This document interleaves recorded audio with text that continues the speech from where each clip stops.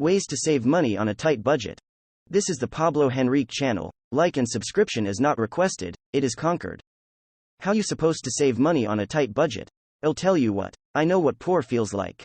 I know what po feels like, and I've also been able to travel the world. Becoming a self-made multi-millionaire, figuring out who I am, what my life purpose is. I'll tell you that budgeting at one point was one of those really critical key aspects of figuring out how to let the rest of my life become everything it's become.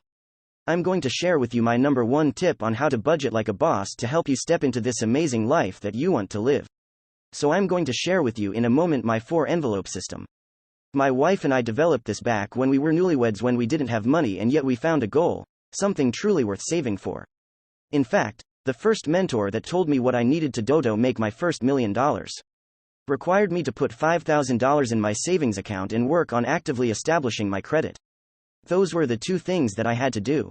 And for a 14-month period of time, before I hit that goal, I needed to find a way to put $5,000 together when I didn't have 2 pennies to rub together.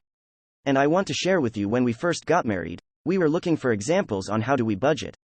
And we developed a system, realized that if we were going to save this $5,000, we were going to become wise stewards in how we allocate our resources. And I'm going to tell you right now, your resources can stretch way further than they currently might be, depending on mindset, and it's going to start with the belief that you have plenty and enough to spare.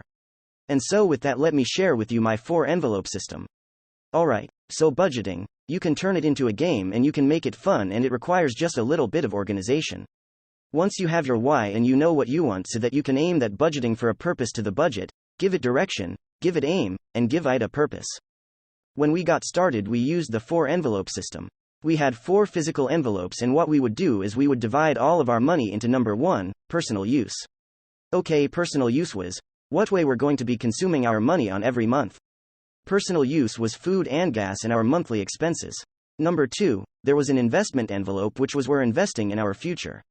We can't live paycheck to paycheck our entire life or just get ahead a little bit.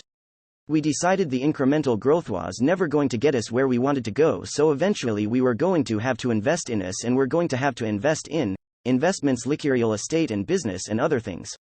So even if it is just $1 a month or $10 or $50, that's a start with putting money towards your investment envelope. Number 3, savings. This is also really important. Eventually, if we can save a little for a rainy day, we start creating peace of mind. We make it easier to choose out of scarcity. So every month, money would go into savings. And then number 4, charity. And you know, my wife and I, in our religion, we pay a 10% tithing. This is one of the ways that we give, and that money gets to go towards really good causes. So this 4-envelope system, no matter how much money you have every month. The idea is, and in the beginning with the tight budget, a lot of it might be going to that personal category, which is what do we need to sustain our household. Number 2, get something in that investment envelope. If you're not making enough money and moving backwards, put that money in your investment. You don't invest when you have surplus. Investing is a priority. It's more important than your cell phone bill. It's more important than your home bill. You have to invest in yourself. Because if you don't have a plan for it, how you're going to ever get out of your circumstance? You need to do something to go beyond. Don't just wait for things to change with time or for the promotion to finally come. Make that an expense that is just as real as paying off that credit card.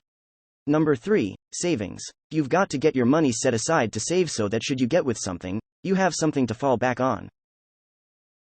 Now watch this video right here for you to learn how to make big money. Videos every day at 8 p.m. Watch this video right here. Thank you so much everyone for watching. My name is Pablo Henrique, and I'll see you in the next video.